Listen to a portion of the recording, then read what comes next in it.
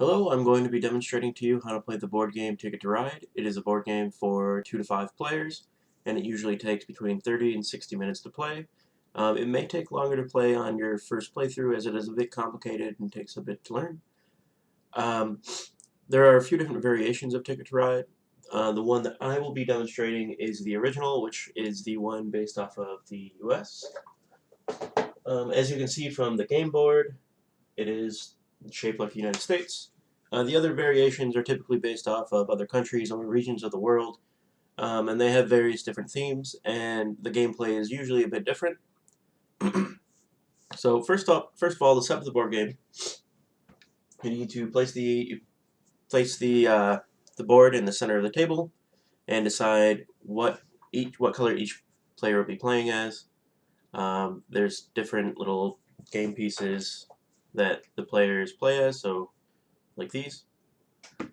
Um, from there, you will shuffle the deck of train cards, which look like these, and then you will give each player 4 cards from the deck. Then you will take 5 more cards, and those will be placed face up, and the remaining cards will be placed down as a draw pile.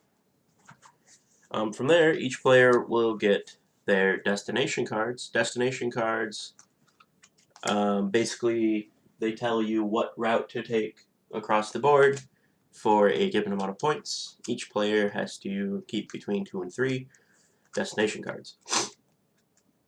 All remaining destination cards are shuffled and set to the side. From there, the object of the game is to have the most points at the end. Points are gained by successfully claiming routes displayed on your destination card. So say you have Portland to like Phoenix. That could be worth a set amount of points. Or claiming any section or route on the board. So say San Francisco to Salt Lake City. That's five trains there, and that's a set amount of points. Or having the longest continuous route is 10 points at the end of the game. So points are lost if you do not complete your destination card. So say you have one that is worth 11 points, and at the end of the game you do not complete it, and then you lose 11 points rather than gain 11 points. So basically, to take a turn, you either draw 2 cards from the train card deck, or you can draw a single wild card from the train card deck, or you can draw 2 cards from the face-up cards. Because at the beginning you have to leave 5 face-up cards, and then you would replenish those face-up cards from the deck.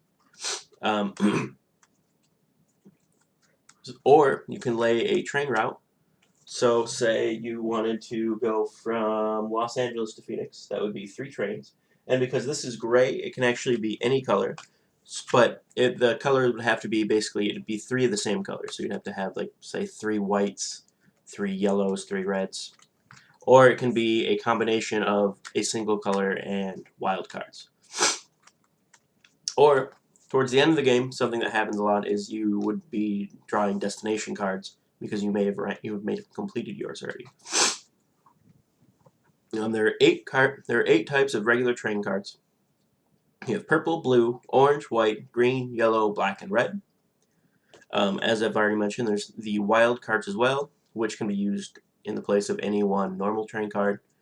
You can even have entire routes made up of wild cards too. That's fine. So basically, I've already explained claiming a route. You'd basically, if you had 5 oranges, you would take your 5 orange cards, and then you would take 5 of these train pieces, and you would place them along the route. You can only claim whole routes. You can't claim partial routes. And if you claim a route, that's your whole turn.